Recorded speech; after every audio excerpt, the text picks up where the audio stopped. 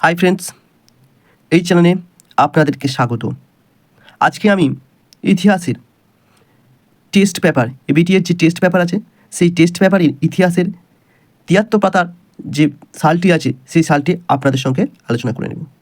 তো ভিডিওটি দেখার আগে যদি আপনি নতুন হন প্লিজ চ্যানেলটি সাবস্ক্রাইব এবং পাশে থাকা বেল আইকনটি অবশ্যই প্রেস করে দেবেন। ভিডিওগুলো পরবর্তীতে আপলোড করা মাত্রই আপনাদের কাছে নোটিফিকেশনটি পৌঁছে যাবে এবং খুব সহজেই তাড়াতাড়ি ভিডিওগুলো দেখতে পাবেন। তো চলুন ভিডিওটি শুরু করা যাক। বিভাগ ক, ১ নম্বর, একের দাগে দেখুন, সঠিক উত্তরটি বেছে নিয়ে লেখো। ১.১ ভারতের স্থানীয় ইতিহাসের প্রথম নিদর্শন হলো কোনটি? কয়ের উত্তরটি রাজত রঙ্গিনী। তারপর 1.1.2 প্রথম চলচ্চিত্রের সূচনা হয় কোথায়? না গয়ের উত্তরটি প্যারিসে। ১.৩ লালন ফকিরের গান প্রথম যে পত্রিকায় প্রকাশিত হয় কোনটি? না ঘয়ের উত্তরটি আমবার্তা প্রকাশিকা। ১.৪ বিধবা বিবাহ আইন পাশ করেছিলেন কে? লর্ড ক্যানিং। ক্ষয়ের উত্তরটি। তারপরে 1.1.5 রামকৃষ্ণ মিশন স্থাপিত হয় কত? গয়ের উত্তরটি 1897 খ্রিস্টাব্দে। তারপর 1.6 বাংলায় সংগঠিত প্রথম আদিবাসী বিদ্রোহ হলো কোনটি? না কয়েকটি চুয়ার বিদ্রোহ। 1.7 নুরুল উদ্দিন যে বিদ্রোহের নেতা ছিলেন? না রংপুর বিদ্রোহে। গয়ের উত্তরটি। তারপর 1.8 মহাবিদ্রোহকে ভারতের প্রথম স্বাধীনতা যুদ্ধ বলেছিলেন কে? না ঘয়ের উত্তরটি বীর সাভারকার। 1.9 হিন্দু মেলার উপহার কবিতাটি কার লেখা? না রবীন্দ্রনাথ ঠাকুর। ক্ষয়ের উত্তরটা। তারপর 1.10 গোড়া উপন্যাসটি গ্রন্থাগারে প্রকাশিত হয় কত খ্রিস্টাব্দে? না গয়ের উত্তরটা 1910 খ্রিস্টাব্দে। তারপর 11 প্রথম সচিত্র বাংলা বই ছিল কোনটি? না অন্নদামঙ্গল। ক্ষয়ের উত্তরটা। তারপরে 1.12 বিটিআই বর্তমানে যে নামে পরিচিত ছিলেন কোনটি? না গয়ের উত্তরটি যাদবপুর বিশ্ববিদ্যালয়। 1.13 মোপালা বিদ্রোহ হয়েছিল কত? না 1921 খ্রিস্টাব্দে। ক্ষয়ের উত্তরটি 1921 খ্রিস্টাব্দে।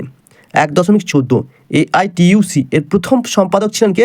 না লালা রাজপথ রায়। তারপর 1.15 ভারত শ্রমজীবী পত্রিকার সম্পাদক ছিলেন কে? না শশীপদ বন্দ্যোপাধ্যায়। ক্ষয়ের উত্তরটা। 1.16 ভারতের নাইটিঙ্গেল নামে পরিচিত ছিলেন কে? না সরোজিনী নাইডু। গয়ের উত্তরটা। তারপর 1.17 অনুশীলন সমিতি প্রতিষ্ঠা করেন কে? না প্রমথনাথ মিত্র। গয়ের উত্তরটা। তারপর দেখুন 1.18 বাংলায় মতুয়া ধর্মের প্রবর্তক ছিলেন কে? না কয়ের উত্তরটা হরিচাঁদ ঠাকুর। 1.19 জুনাগড় ভারতের অন্তর্ভুক্ত হয়। গয়ের উত্তরটা 1949 খ্রিস্টাব্দে। 1.20 এ ট্রেন টু পাকিস্তান গ্রন্থটি রচনা করেছিলেন কে? না গয়ের উত্তরটা খুশবন্ত সিং। তারপর দেখুন উপবিভাগ খ, বিভাগ খ নিচের প্রশ্নগুলির উত্তর দাও। উপবিভাগ 2.1 একটি বাক্যে উত্তর দাও। এই প্রশ্নের উত্তরগুলো আমি খাতার মধ্যে লিখে রেখেছি, আপনাদেরকে উত্তরগুলো দেখাবো এবং প্রশ্নগুলো আমি বলে দেবো। 1.1 প্রথম প্রশ্নটি হচ্ছে ভারতের নিম্নবর্গের ইতিহাস চর্চার জনক কাকে বলা হয়? রণজিৎ গুহকে। 2 নম্বর প্রশ্ন ভারতের কোন শহরকে সংস্কৃতির শহর বলা হয়? কলকাতাকে। 3 নম্বর প্রশ্ন হিন্দু কলেজ কত সালে প্রতিষ্ঠিত হয়? 1817 সালে প্রতিষ্ঠিত হয়।